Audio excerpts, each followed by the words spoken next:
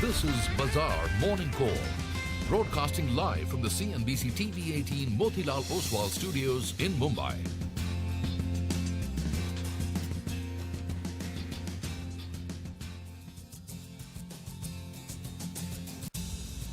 Good morning. You're with us here on a fresh new edition of Bazaar Morning Call. Middle of the week, it's a Wednesday morning. We're coming to you live from the CNBC-TV18 Motilal Oswal studios. I'm Prashant. With me, my colleagues Nigel and Reema is with us here on the program today. Guys, hi, morning. Hi, good morning. First signs of nervousness in the global markets yesterday. Oh, absolutely. First signs. Jitters maybe, but we need more confirmation about which way things are going to go. So let's actually kick off exactly there. I'm going to start not with Wall Street, but what happened yesterday, in yesterday's session. So the Nifty ended meaningfully off the high point of the day. And many are pointing to whether, the pattern which started all the way from the lows of March is now coming to fruition, is coming to finally some sort of a completion. So that is point number one. Almost 60 points off by close, and we left off at about 18,343 or so. Now, the question is, what happens from here on? Is the momentum starting to flag? And I think the answer to that perhaps will depend a little bit on the emerging global setup as well. And let's come to Wall Street now. So US stocks, for the first time in many weeks, started to show some signs of concern. You can say that they're reacting finally to the approaching deadline, which is perhaps on the 1st of June. But yesterday was the first time we saw any signs of nervousness. In the last couple of hours, the U.S. market sold off. The S&P was down about 1.25. The Nasdaq was down an equal measure as well. Now, on the S&P, the daily momentum and RSI, which is the relative strength index, are starting to see evidence of a bearish divergence. This is a time-tested indicator. It's a very simple indicator, but it's a time-tested indicator, and it works very well in terms of market turns. And are we starting to see something out there in the US as well, which suggests that maybe on the S&P especially, and even on the Nasdaq, which of course is the bigger outperformer, we start to see some profit taking emerge over the next couple of days. So I think, both from an India setup and perhaps from a Wall Street, I would say more from a Wall Street setup rather than, what we've seen here yesterday, because it's just one day and the market ended higher, even though it was off the high. I think we need to be a little watchful. Now, hopping back to the Nifty, on the Nifty, I think you need to see a close below the 20-day moving average to confirm any sort of reversal. And unless and until you see that on close, I don't think you can really say that just based off of one session intraday what happened, that things are turning or anything of that sort. The 20-day for the Nifty stands at 18,172, and we're about 150 points away. You need to see a close below, not just an intraday breach. We've seen that last week, and the market came right back. Now, and below the 20-day, the low that we saw, the swing low that we saw of 18,060 will be the final confirmation that perhaps the uptrend is coming to an end. On the way up, the high of 18,459 will be the near-term level to take out. Only that will confirm that perhaps higher levels are coming. The Bank Nifty has been in a congestion zone for the last 3 or 4 trading sessions now. It tried to take that out yesterday, but it did not make a higher high. On the Bank Nifty as well, only a close above the prior high, which is 44,151, which is also pretty much the all-time high, will confirm further upsides. That's been pretty clear for a while. And in the way down, the 20-day for the Bank Nifty stands at 43,453, and that's a level which should hold. You basically, both on the Nifty and the Bank Nifty, should hold the 20-day moving average as a bit of a trailing reversal level, a trailing stop, a trailing reversal level, if you're trading these markets right now. But on a day like today, given what we've seen in the US markets, given the slight amount of shakeout that we saw intraday in India as well, it perhaps makes sense to not be aggressive, to stay out, let the market tell you what it wants to do. There is this debt issue as well in the US, and the deadline is approaching. If it is indeed the 1st of June, it's always gotten done. But the question is, if you're trading, it's not about always, and it's about when, it's about the next move, it's about the next day. And in that sense, you want to be careful out there. The SGX is indicative of a 75, 76 odd point lower start, 18,285. Reema.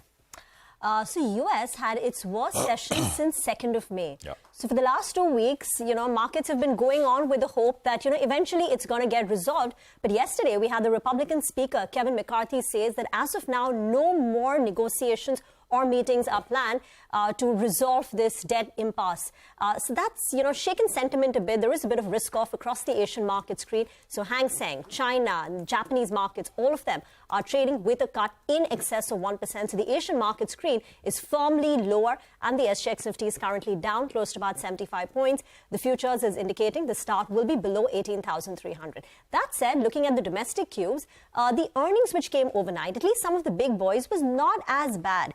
So in fact, we had a positive surprise coming in from NMDC. The margins were ahead of what the street was anticipating. Biocon's numbers look pretty healthy. Ashok Leyland has clocked in an operational beat. Margins are a good 200 basis points above what the street was anticipating, and an improvement on a year-on-year basis. Amara Raja has clocked in a pretty good showing, 380 basis points year-on-year improvement in margin.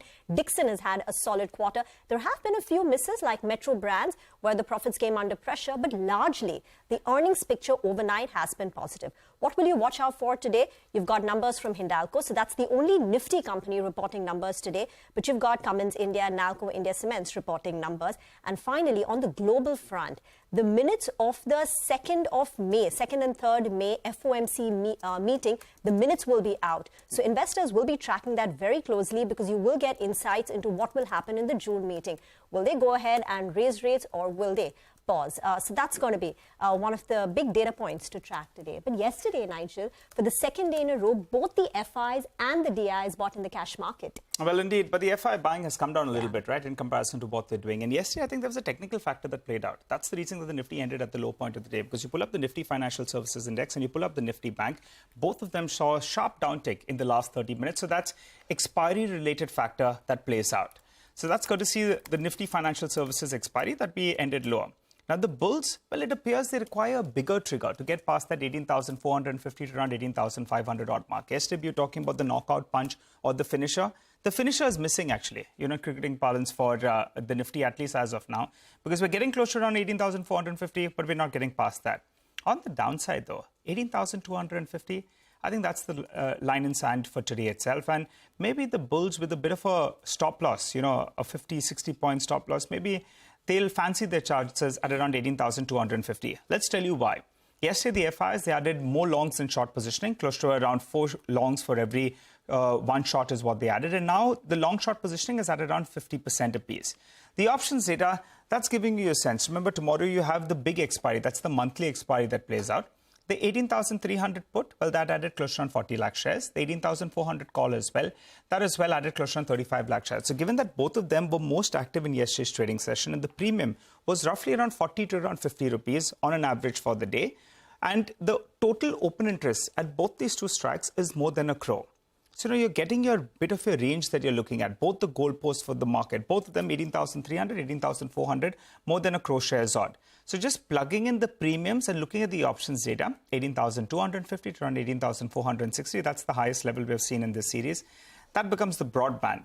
On the downside, given that the SGX Nifty suggesting we're likely to pull back by 70 to around 80 points odd, I think this may not be such a bad thing. Yesterday, we came off close to around 80 points from the day's high. Today as well, if you open up with a cut of around 60, 70, 80 points odd, maybe with 18,250 around those levels, risk reward could favor the bulls. And if the market dips from there, then keep a 40, 50 point stop loss. You get stopped out on the downside, but maybe risk reward could favor the bulls in today's trading session from the day's low, that is. Okay, well, 78 points lower on the SGX Nifty is what we have. Before we go any further, let's quickly tell you what's lined up here over the next 30 minutes or so on the program. Let's get you updates. We'll get you updates from global markets. Rajat Bhattacharya of Standard Chartered will join in to discuss the global trade setup. Our research team will come in and talk about the top stocks you need to keep on your radar, results and non-results. And Devin Choksi will discuss and have comment on many of those stocks and markets at 8:30 when he joins us. On the macros, Indranil Sen Gupta of CLSA says the Australian Bureau of Meteorology has reported that El Nino risks are rising, with the oscillation index at minus 9.3, well below the threshold of minus 7. The question now is whether El Nino will develop by June to obstruct rain clouds from going to India. Indranil adds that El Nino could impact the southwest monsoon. That in turn would likely affect the autumn kharif harvest. He sees a likely 25 basis point downside risk to CLSA's 5.5% FY24 GDP growth forecast and a 20 basis point upside risk to the 5.2% inflation forecast for FY24. This could push the first rate cut from the RBI to December from October. Finally, he says the stock markets could react to this in the absence of other major factors. Okay, let's get you some money market views as well. On the rupee, Kunal Sudani of Shirin Bank says, hawkish Fed bets, risk-off mood allowed dollar index to remain firm despite pullback in yields. Cues on Fed's next move from today's FOMC minutes will be eyed. The Chinese yuan continues to weaken and exert pressure on the rupee. For the dollar INR, Kunal sees 82.7 to a dollar as a support and 83.1 to a dollar as a resistance. On the bonds, Neeraj Gambhir of Axis Bank says the 10-year benchmark traded in a range of 6.95 to 7.02%. Market reacted negatively to the smaller than anticipated RBI dividend, but the withdrawal of the 2,000 rupee note led to a fall in the mainly shorter-term tenor yields in anticipation of its positive impact on system liquidity. For the rest of the week, the market will be focused on the FOMC minutes and cues about the U.S. monetary policy cycle and domestic system liquidity. He expects the 10-year benchmark to trade in a range of 6.95 to 7.05%. Well, we have a lot of stock-specific action track for you, and we'll get to that in just a bit in our special Top 10 segment. But let's list out the stocks for you as of now. We have Ashok Leyland, Amara Raja, NMDC, Biocon, Sun Pharma, Bikaji, Dixon Technologies, and Mahindra CIE. They are stocks in the back of positive news flow. On the flip side, you have JSW Energy and Metro Brands that could be reacting to negative news flow. Okay, well, that's the stock lineup that we are going to get for you in a bit from now. We've got a view from, the JP Morgan team on the US debt ceiling, and I just want to quickly put that out before we bring Rajat in. And this is what they say. We continue to be cautiously optimistic that discussions between President Biden and Speaker McCarthy will yield at least a partial deal to raise or suspend the debt ceiling. However, there is a growing risk as we approach the X date, which is basically around the 1st to early June, that this time could be different with a non-zero probability of technical default. According to them, a combination of a challenging political backdrop, sooner than expected early June X date, lack of alternatives if Congress fails to act, and sanguine equity positioning suggests an elevated risk of significant equity repricing if the X date is crossed without a debt ceiling resolution. There are still 8 days to go for that so-called X date. But there are question marks on what the X date is, right? Janet Yellen has firmly been saying that it's 1st of June, but Republicans yesterday are saying that perhaps it's not 1st of June. It could be a week, 2 weeks, even after that. Yeah. So that's why it's called the X date and not, 1st of June. Mota first week of June, right? First, second week, who knows? Imagine for stocks, you don't have a mota date. And you're talking about raising the debt ceiling, and there is a... I read somewhere a quarter of the Americans will be impacted if, that debt ceiling is not raised because there's social security payments to be made, Medicare, so hospitals, nurses, all that is going to be impacted if this deal doesn't get through. So that puts the odds in the favor of a deal getting done, and we have heard this, over the last, I think, the 10, 12 years that I've been covering. I said on Monday, this is like the boy who cried wolf, right? Yeah. I mean, it's... actually, JP Morgan goes on to say that since 1960, this has been done 78 times. They've never defaulted. Yeah. 78 times, right? It always feels like it's not going to get done. Yeah, but and it gets done. So I think important to remember that. But so Janet Yellen said that since 1789, US has never defaulted and it shouldn't start now. Absolutely. Well, Rajat Bhattacharya, a senior investment strategist at Standard Chartered, he's joining us now to take some questions. Rajat, good to have you with us here. Thank you very much. The JP Morgan view was, because of sanguine equity positioning, we could see a repricing if this does not get done. But last night we saw first evidence that the market is starting to price some of this in, the worry in. Market overnight sold off. What's your view around this debt ceiling issue? Yeah, morning, Prashant. The debt ceiling is obviously front and center on our markets, right? The perspective I would like to bring in there is that, and to your point, US has never defaulted on debt. It's highly unlikely. I mean, this is our base case, that highly unlikely that the US will default because there are a whole lot of follow-on effects that are too scary to even think of, to ponder. So the two sides will probably bring it to the edge and extend.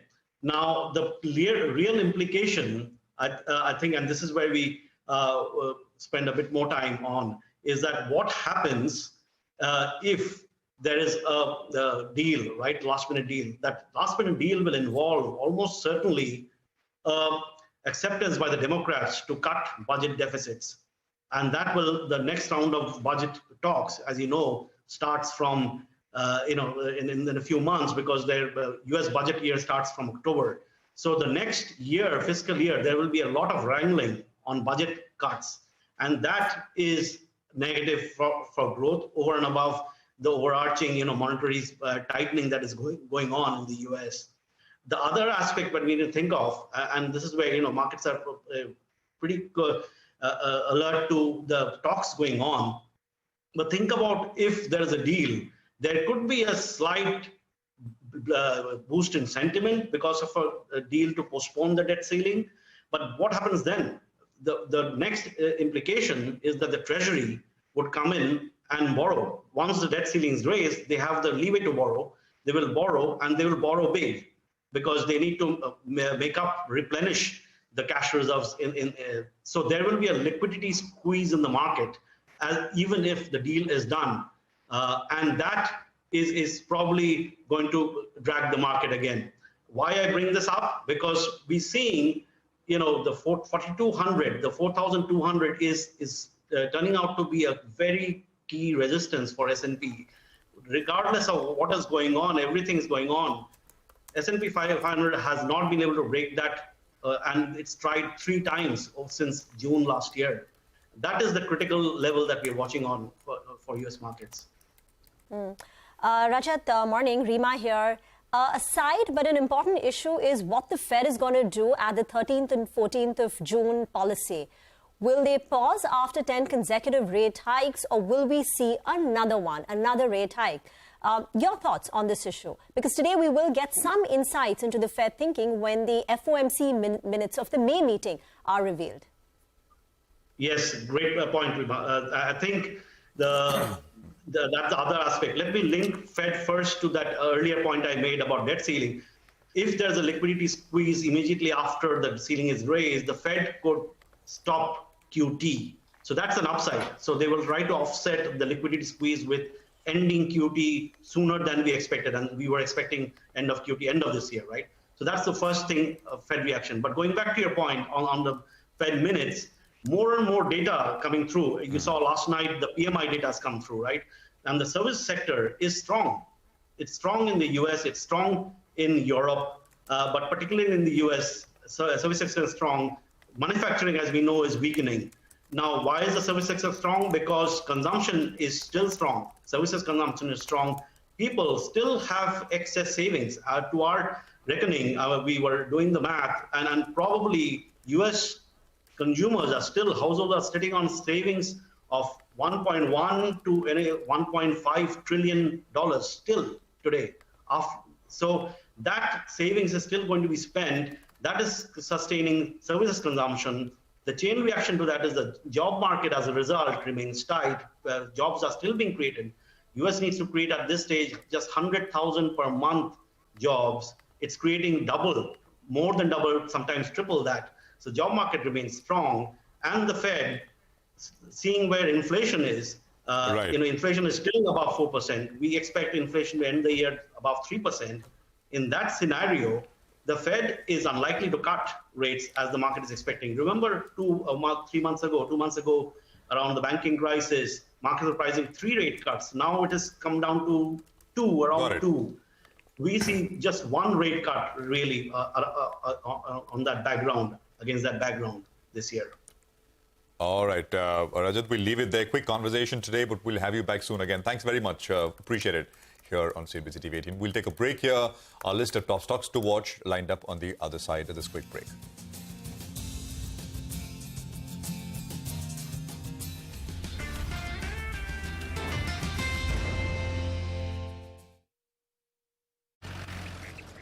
I am slow. I'm a tortoise. But your wealth managers, they shouldn't be as slow, you know? Choose Nuvama. We move at the right pace because we only do what's right for you and your money. Nuvama. Let's do it right. We don't just make new categories. We remake legends. In fact, we make the whole world of India's mobility new forever. You know, people often ask me why I left my steady job at the call center. I wanted more out of life. So, I launched my own startup. Do you want to know how? Then start up your own business as an LIC agent. You want it, we've got it. Great products, zero investment, leading organization, and unlimited opportunities. So are you ready? Now think big. Become an LIC agent. Visit our website or contact your nearest LIC branch.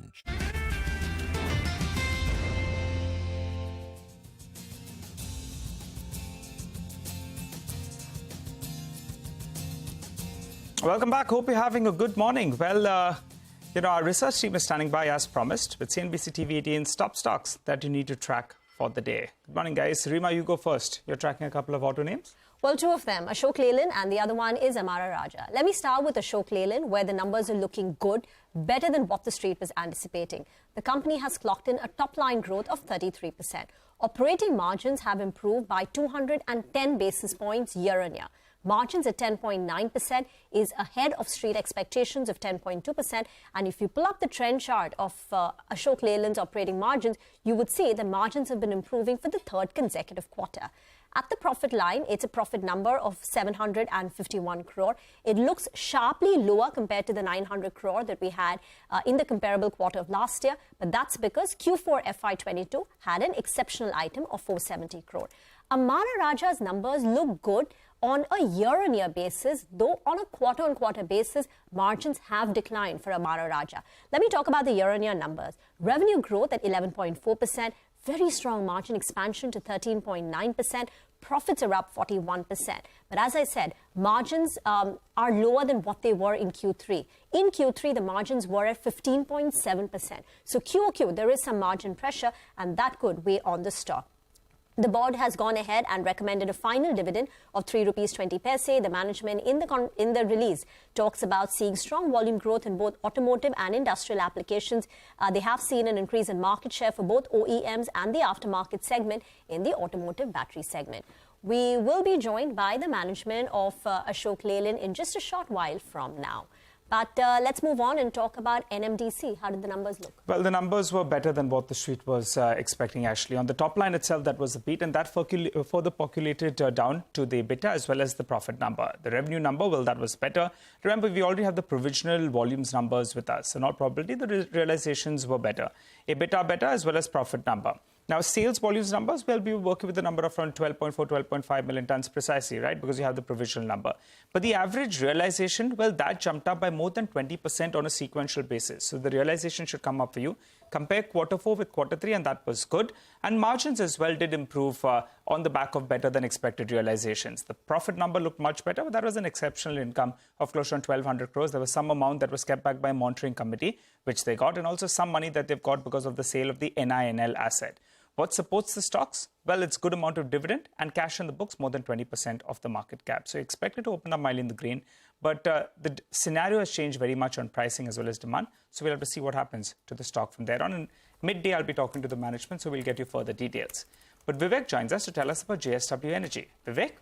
Well, good morning. JSW Energy, best described as a mixed quarter. While revenue growth was quite steady on a year-on-year basis, margins were actually marred by higher fuel as well as finance costs on a year-on-year basis. Now, when you're talking about the revenues, higher by almost 9.5% on a year-on-year basis. However, the adjusted EBITDA, when you're talking about it, optically much lower, down almost 34%. And margins to EBITDA margins to on a year-on-year basis have contracted quite significantly.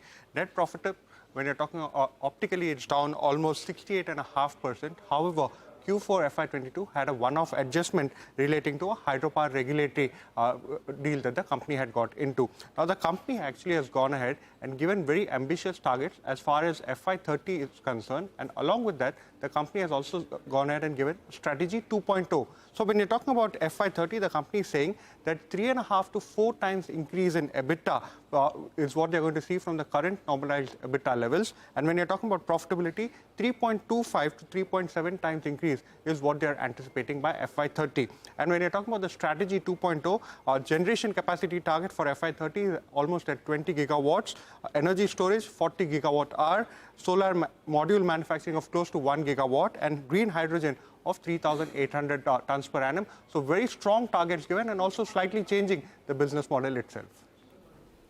Okay, Vivek, thanks very much. And we will be, by the way, joined by the management of JSW Energy. That conversation will happen at 9:30 a.m. this morning. Let's move on to the pharmaceutical space. Biocon and Sun Pharma, Taro numbers came through. Ekta is here with details on both. Ekta, morning. Morning. Well, both of them, I expect both the stocks to be in the green, Biocon as well as Sun Pharma. For Biocon, the revenue was better than estimates. In fact, it was a top-down beat. This was despite the Viatris biosimilar integration which took place. So the numbers beat those estimates as well. Revenue up around 56.7% to 3,773 odd crores versus estimates of around 3,611 odd crores. EBITDA 997 odd crores, estimates for 860 crores. Margins 26.4% versus estimates of 24%. Profit of over 300 odd crores. Other income was higher. Biosimilar business, like I mentioned, was because of Viatris acquisition, up around 114% year on year. Research services did well. The call is at 9 a.m., so more details then. Sun Pharma, Taro, the stock ended up 3.4% in US trade. Best performance in 2 quarters. Q-on-Q recovery has been positive. So net sales $146.6 million, margin 6.3% versus 1% Q-on-Q. Profit $7 million versus 7.3 million. But the street will be watching the operating performance, and that's the reason you'll see the stock, at least Sun Pharma, higher. Thank you very much for that, Ekta. Let's go across to Mangalam, and he's going to be tracking about Metro and Bikaji Foods. Well, for Metro brands, the revenue growth was no problem. 35% jump is what we saw there for the company, but the EBITDA grew just about 10.6%. That led to a margin compression of nearly 600 basis points, and the net profit as a result of which was largely flat, a decline of about 1%. That, of course, was further, compressed by a depreciation element as well. So the depreciation of the company increased by 45% this time around because they added about 19 stores in the quarter.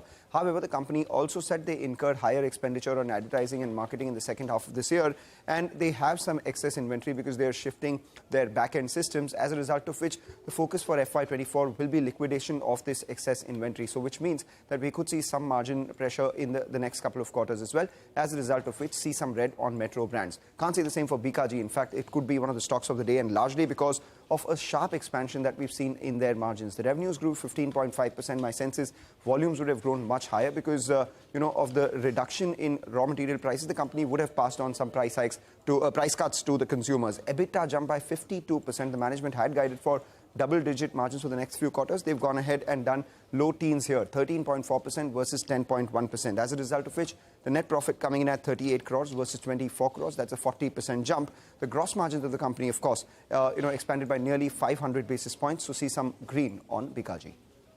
All right, thanks a lot for that, Mangalam. Well, let's hop across to Surabhi. Dixon Technologies, those numbers looked quite good.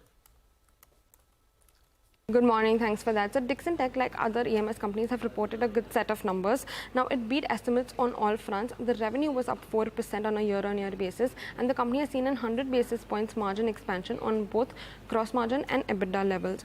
The internals look strong as well. The mobile and the EMS segment, which is the biggest segment and has seen some weakness in the past few quarters, has seen a revenue growth of 9% and a margin expansion of 70 basis points. The company did indicate on the con call that they have received a large order from Jio, and the volumes from Nokia have increased, which has aided to this revenue growth. The next big segment, which is consumer electronics, there the company has seen a marginal revenue decline of 3%, but nevertheless the margins have expanded by 100 basis points. They said that the revenue was affected by high open sell prices in the international market and weak consumer demand. Lightning segment saw some weakness, but that has been consistent with the other peers as well. There the revenue was down 11%. Home appliances and security systems both have seen a revenue growth and margin expansion on a year-on-year basis. Now, the stock has rallied close to 8% in the last 5 trading sessions. So let's see which way it moves. But overall, it was a good set of numbers by Dixon Tech. All right, Surabhi, thanks very much for that. Mahindra CIE should be in focus. There is likely to be, a sale of shares by the parent Mahindra and Mahindra. Abhishek has got details. Abhishek. Well, Prashant, sources tell CNBC-TV18 that M&M is looking to sell a stake in Mahindra CIE. So the size of the deal is about 521 crores. The equity is about 3.2% of the equity. So it looks like a cleanup trade being done over here. The price band is 430 to 452 per share. So as I said, it would be a cleanup stake because they hold a 3.2% stake or that amount of equity as well. Broker is Kotak Securities and a price discount is about 5% to CMP. So we could see the stock decline in trade as and when the deal happens. Post the deal, the price may rise. Back to you. Thank you very much for that. If you remember, even in the month of March, Mahindra & Mahindra had sold about 6% equity in Mahindra CIE, and at that time it was done at a price of 357. So the stock has run up since that as the overhang gets lifted, and now they're selling at a much higher price. Let's do a quick recap then of the top stocks. The stocks with positive news flow are Ashok Leyland, Amara Raja. We also have NMDC, Biocon, Sun Pharma, they are stocks that are reacting to positive news flow. Add to the list, Bikaji, Dixon, Mahindra CIE, all of them reacting to positive news flow. While on the flip side, JSW Energy and Metro Brands, numbers did look very, very good, so maybe they start off in the red. Okay, let's then talk about Ashok Leyland. That could be one of the big movers today. The key positive in the numbers is the margin performance. The company has clocked in double-digit margins for the first time in 15 quarters. We're now joined by Shenu Agarwal, the Managing Director and CEO at Ashok Leyland, to talk about their Q4 performance and the way forward. Thank you very much, sir, for joining in. Now, FY23 has ended for you on a very firm wicket. What are the growth rates that you anticipate for FY24? For the industry first, and then for your company, Ashok Leyland. We think, FY24 is also going to be a good year for CV industry. The CV industry itself will continue to grow. That is what we are expecting. The recent CRISIL reports say that the MHCV may grow by about 10 to 12%, the trucks, and the buses will even grow faster or higher at about 30%. So we think that overall the industry should grow at least 10% or more. And Ashok Leyland expects to continue to beat the industry growth, like in FY23. By how much, sir? How much over the 10% industry growth will Leyland grow by? See, in FY23, we grew better than the industry, right? So we had a sizable increase in our market share in FY23 on the MHCV side, right? I mean, we do hope on the back of our excellent products and also the network expansion that we have done in the last year, we will continue to grow better than the industry volume. All right, Mr. Agarwal, so we got it in terms of the top line, but you've clocked in margins of over 11% in FY23. Do you have more levers in store? Yeah, see, FY24, definitely we want to stay in the double-digit EBITDA levels. There are a lot of good things that are helping us to say that confidently. So one is that the market itself is going up. Ashok Leyland market share is going up. So we will achieve a lot of operating leverage because of those two things. Then there is a very focused effort on the cost savings because we think that within Ashok Leyland there is still a lot of scope for efficiency improvement. Even FY23 was a record year for cost savings, and we want to continue that momentum going into FY24. Now, this is like whether it is material cost or overhead or manpower, whichever cost it is, we are looking at it in a very different way and trying to attack that cost. So both of these factors would help us kind of grow our margins as well in FY24. Okay, so you have said that margins will be in double digits, but can you give us a margin band for FY24? Yeah, I don't have a particular number, right now, but I can say that we would definitely like to stay in double digits as the whole year progresses. So that is going to be our attempt. Mr. Agarwal, where do you see the big trigger coming in from? From medium and heavy commercial vehicles or light commercial vehicles? Will it be the defense space? Where will this big figure come from? I think right now we are looking at growth in every segment that Ashok Leyland operates in. Like I said, a recent CRISIL report suggests that MHCV truck industry would grow by about 10 to 12%. And we have a similar view on the market. On the bus side, I think the CRISIL report says that the industry may grow by 25 to 30% in that range, right? And we also believe, because bus is coming out of, post-COVID period, bus is coming out of a low base, and therefore that kind of a growth is visible. Overall, we think the CV industry should be 10% positive as compared to FY23. And that is what our view on the industry is right now. Got that. But is there any scope for price appreciation now? Also, how is the discounting situation playing out currently? One thing I can say is that I think even if you are reading all the press reports and the statements, one thing I can say is that industry has a realization that it cannot stay at the current EBITDA levels. And the simple reason for that is that the industry has to invest in the future. And the future is going to be very, very different. We are talking about new technologies. We are talking about alternative fuels. Now, while the timing of all these is still under debate, but I think it is very, very evident that this change will come sooner than later. And therefore, industry has to invest in the newer technologies and be ready ahead of the time. So given that situation, I think there is a general tendency in the industry to look at profitable growth. Of course, Ashok Leyland's mantra is profitable growth. We don't want to get into any discounting game, etc. And therefore, like last year, we will continue our efforts for better price realization, for more cost savings. And if the industry goes well, then of course, we will have a good year in FY24 as well. Just one final question then. Can you lay out your capex plan, and would you be looking to raise capacity anytime soon?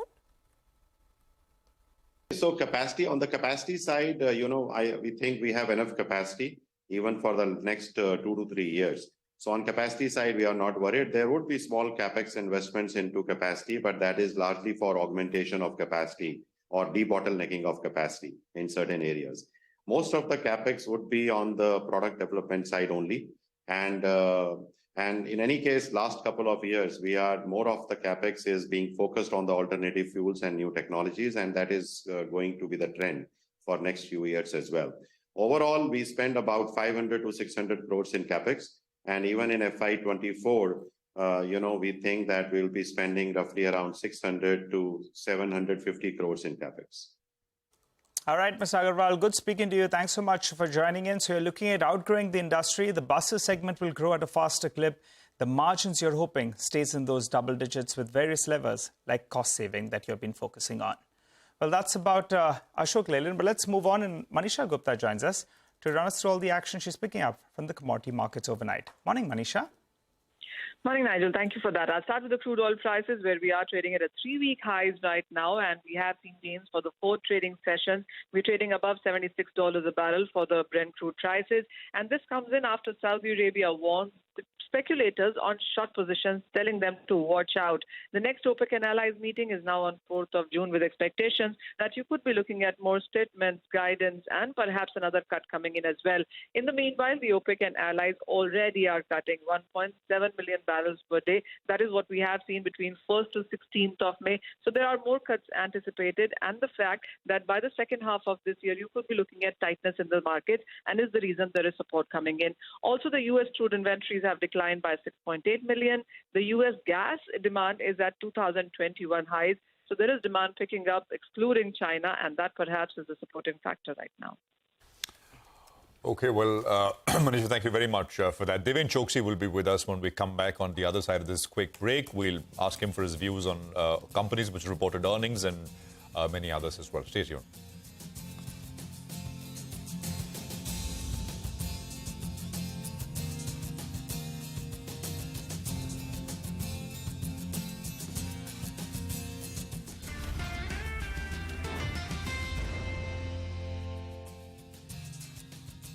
Cheese dosa, masala dosa, paper सादा डोसा, रोटी, butter नान, kulcha, veg कढ़ाई, veg कढ़ाई, veg Cola, steam rice, जीरा rice, fried rice. भैया और और कोई option? Life में और कहीं ऑप्शंस मिले ना मिले, मोतीलाल ओसवाल आपको देता है ऑप्शंस ट्रेडिंग में options. Introducing Motilal Oswal option store with a wide range of options in options trading. Explore करो option store. Investment in securities market is subject to market risks. Read all the related documents carefully before investing.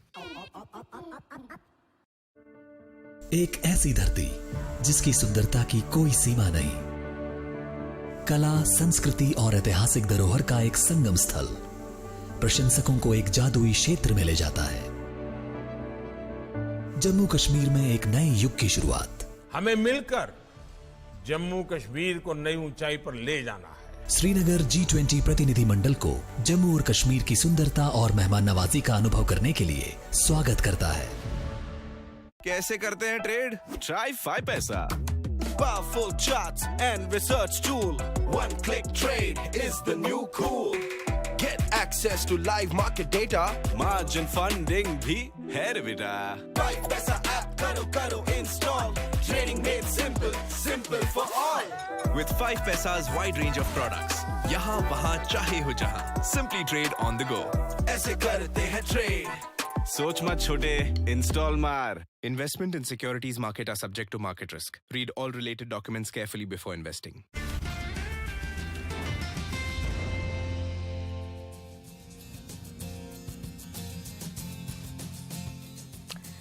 Welcome back. The SGX Nifty is suggesting a soft start. The rest of the Asian markets are trading with cuts of close to about 1%, but lots of individual stocks, particularly outside of the index, will be reacting to their numbers. You've got Thyrocare, where the margins have been under pressure quarter on quarter, year on year. Dixon was a good set of numbers. Fortis Healthcare's numbers also look pretty good. And remember, Narayana yesterday also had a pretty good quarter 2 days back. So generally, hospital companies have been reporting good numbers. You've got Sequence Scientific, Metro Brands, Linde India, where the numbers look good. So a lot of individual stocks will be reacting to their numbers. Let's take some of those with Deven Choksi of KR Choksi, who joins us on the show now. Deven, morning. Anything in the mid-cap basket that caught your attention from the numbers which were reported post-markets yesterday, where the stocks could react today? Well, I think the impressive set of numbers came in from Dixon, and I think that's something which was expected too, because of the higher volume growth in EMS segment, I think, which we are experiencing as a whole in the country. And this company remains, I think, the forefront as far as this business is concerned. So from that perspective, I think the numbers have really remained relatively more convincing. However, not too sure whether everything is priced in, because I think most of the stocks which we have seen numbers, probably I think have factored everything into the price by now. So from that perspective, not much of an opportunity, at least at this point of time, on the first cut reaction of the numbers. Maybe after detailed analysis of respective companies, probably I think we might see some better conclusion on the opportunity that lies ahead for some of these companies in the mid-cap segment. Okay, I mean, Dixon, I think Dixon stopped giving out a guidance a couple of quarters back. But based on these numbers, will we see any upgrades, etc., to FY24 estimates? But I think I've not seen any. Maybe there will be. Amber, for example, management we spoke to, which reported a very decent set of numbers for fourth quarter, put out a muted mixed kind of guidance, although they're confident. But Q1 especially looks a little weakish, but that's more air conditioners. Then Ashok Leyland, I want to get your views on, which is reported numbers. What's your view? Yeah, Prashant, I think the numbers have come more or less as per the conviction in this particular story. We always believed that the volume growth is now expanding for commercial vehicle segment per se. And largely the reasons for growth is coming also from the buses and at the same time from the infrastructure segment where the trucks are basically being picked up. So from those areas, I think the numbers are really looking smart. And that is an area where I think Ashok Leyland plays a decisive role also as far as the market share is concerned. So from that perspective, I believe that the numbers are very smart and convincing. Going forward, I believe that I think the company is expected to perform well on two counts. One, the demand scenario remains absolutely convincing and buoyant. With the scrappage of vehicles becoming reality, I would think that additional demand of 2.5 lakh new trucks, I think, is expected going forward. And that could possibly run the business of the company with a visibility of next 3 to 4 years in a very systematic manner. On the other side, because of the controlled input cost, which is basically because of the stability in the crude oil prices and the steel prices thereafter, I believe that the margins are also likely to get protected. So in coming 1 or 2, 3 years, as the visibility gets formed, we believe that on one side, demand scenario remains positive. On the other side, I think the margin scenario remains stable. As a result of which, I think the numbers would remain relatively better for companies like Ashok Leyland, Tata Motors, or even for that matter, Eicher. All right, Deven, we will have a couple of more stocks that we want to discuss with you. But for the time being, I request you to just stay with us. We'll slip into a short break. We come back. Anuj will be joining us on the other side to give us a quick market setup. And we'll also bring you the top stocks for the day. And post that, some technical calls as well as from our F&O experts. Stay with us.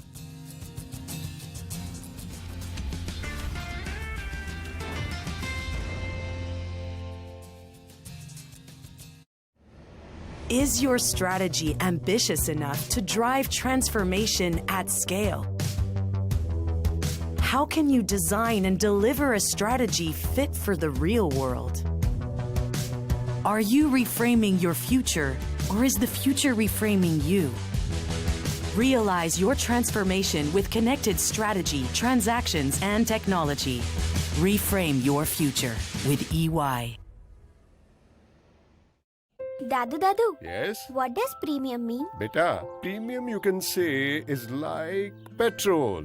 The car will keep going till the time it has petrol. Once petrol is over, the car stops. But Dad, this time even if the petrol is over, our car won't stop. How come? With LIC's Jeevan Labh, even after the premium payment tenure is over, the policy's benefits continue. That means our journey of happiness will continue non-stop. LIC, हर पल आपके साथ. हमारी प्रार्थना होगी स्वीकार. Zedlac Premium Agarbatti and Dhoop, official prayer partner, Delhi Capitals. I always go for it. आप भी जरूर try कीजिए. Toodles, guys. Good recommendations are helpful, ना? They surely help me while investing with Angel One. आखिर influencers को भी तो जरूरत है smart recommendations की. Investments in securities markets are subject to market risks. Read all the related documents carefully before investing.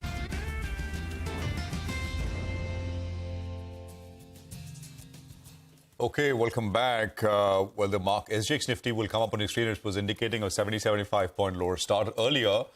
And, I think we're still there. 70 points lower, 18,291. Anuj is here in the studios with a quick run-through of how he's seeing things. Anuj, hi, morning. Morning, guys. Big couple of days lined up because it's the penultimate day of the May series. Though the month is still quite big, it of course runs up to 31st. But penultimate day, normally penultimate day is most important day of the series. It's sometimes a trending day. Buying on gap downs and buying on dip is something which has worked all through April and May. So I think traders would want to go with a leap of faith. Of course, there's nervousness in global market because of what's happening with debt ceiling and now Republicans even questioning the June 1 deadline. So that would keep the market a bit nervous, the global market a bit nervous. But the domestic numbers are still looking quite strong. Case in point, Ashok Leyland's margin performance. So I think that should improve sentiment a bit. Having said that, Nifty IT and Nifty Bank, the two big components of the market, both ended at day's low yesterday. And spoke about Nifty IT yesterday and day before that, a swing rally to 200-day moving average is possible. Looks like that's getting halted now. The Bank Nifty, of course, still has unfinished business of all-time high. My sense is from here, perhaps the Bank Nifty starts to outperform a bit. The other worry point would be the 20-day moving average. Now, the first test of 20-day moving average was defended on Friday. It's the second test of 20-day moving average which becomes crucial. And I mean, if you test it second time, normally you break it. So it's important to defend that, which is somewhere around 18,170 or so. On the Bank Nifty, that corresponding level is 43,450. That's the 20-day moving average. Also, last Friday's low from where the Bank Nifty bounced back. So that's some crucial levels to watch out for. The near-term texture of the market, of course, depends on the debt ceiling talks. But normally it's buy on dips. One more thing, normally on days like today, you have a second dip. The first dip normally gets bought. Then there's a second dip around 11 a.m. or so. That will be more crucial to see if that gets bought or not as well. And of course, keep an eye on the 20. All right, Anuj, thanks a lot for that. And some of those words you're using give us the frame of mind you're in. Running, getting bigger, looking as fit as ever. Good. No, yesterday was weight training. I saw. I thought when he said running, you're talking about the cricket match yesterday. I'm not following actually, so it's way past my sleeping time. So. But good going, Anuj. I don't know how much more to go, but looking as fit as ever. So good going. All right. Well, let's get back to tracking stocks. Deven Chowksi is still with us. Deven, there's been a change in guard in Karnataka, and post that you have a couple of stocks that have been under pressure. Notable name is NCC. The market is worried about something. Maybe closer to 11% of their order book is towards Karnataka. The street is a little bit dicey on that. What's your take on the stock from here on? It's corrected from 120 to around 103 I saw yesterday. Nigel, it's a dangerous proposition, as I would call it as, because on one side, the companies have not done anything wrong. They have created the projects in a right manner. They have been serving the government contracts and executing it well. Now, with the change in guard, change in government, if their business is stopped and if they are denied their payments as well, then entire things go other way around. As far as the business situation is concerned, they will default with their creditors, and so would, I think, the entire spiral activity will continue. Banks will come into default as well if this kind of situation is tolerated. In my viewpoint, I think unfortunate it is that if this kind of situation happens when the government changes, the companies suffer in the process. I think there is no control over it. Either the bankers or the central government should step in and I think protect, I think, such kind of situation to kill the companies, because here the investment interest is also involved. And maybe I think investors are also suffering because of all of this. So unfortunate it is that I think we are going to face this kind of situation for some of these companies in Karnataka. Deven, broadly, hospital companies have been reporting good numbers. Even in the case of Fortis Healthcare, if you look at the hospital occupancy, it's improved to 67% versus 59% same time last year. Narayana Health was a good quarter. Are you optimistic on the hospital space? And if yes, which would be the stocks that you would like? Because you've got some large players like Max, but you also have some regional players like Krishna Institute of Medical Sciences. So which ones would you prefer? So as a segment, I think they continue to experience better times going forward. Most of these hospitals have been, I think, demonstrating a good amount of management, both on the procurement side as well as, I think, on the side of really, servicing the patients. So from that perspective, I think this business remains absolutely relatively strong. However, the major challenge for investor would be that this business will continue to keep building the capacities for higher number of beds in the hospitals. And as a result of which, I think the free cash flows would probably get parked into expansion and creating the capacities. That could be probably the only factor which would come in the way of, I think, investors getting the right use out of this. Of course, I think these hospital stocks are currently trading at a valuation which is far more, I would say, reasonable than what probably I think one would have imagined them to be, given the kind of demand that they are experiencing on their counters. So from that perspective, there is marginal upside as I see it in some of those stocks.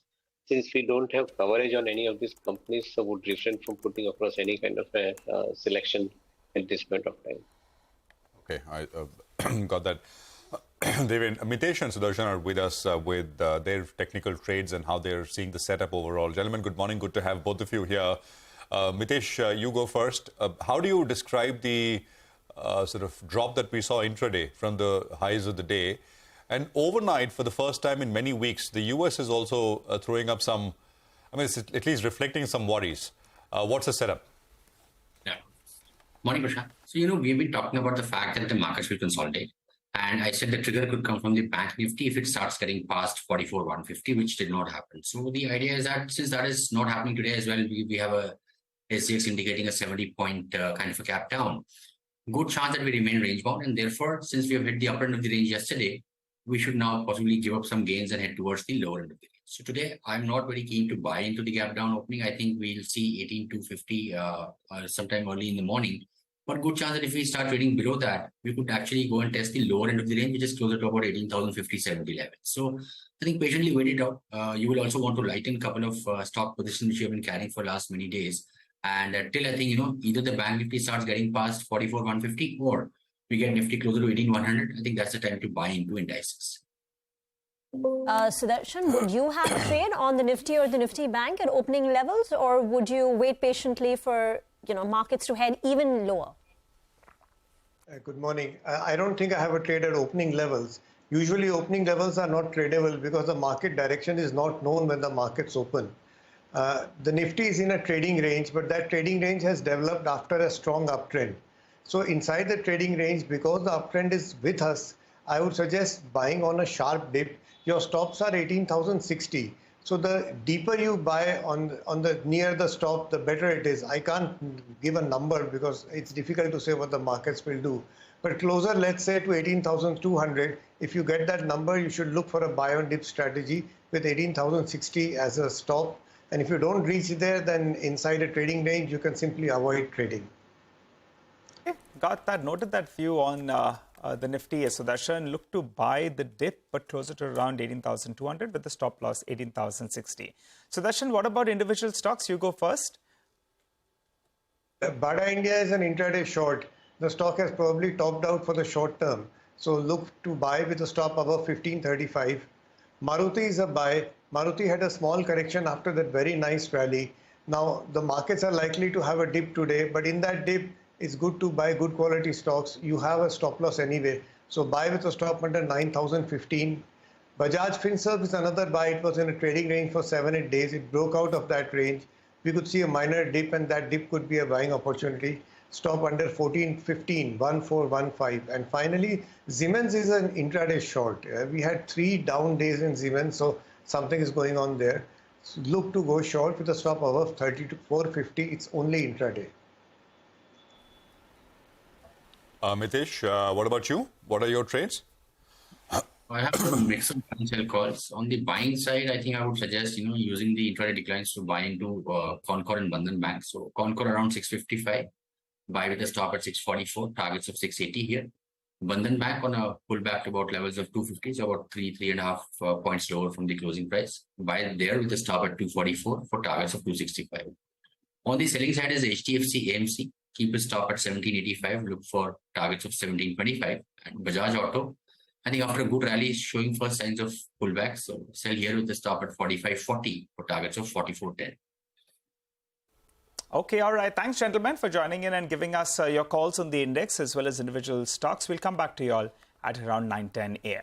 Time to slip in a short break. We come back with the pre-opening rates. We'll also be joined by Mr. U. Shekhar of Galaxy Surfactants to talk about their past quarter numbers.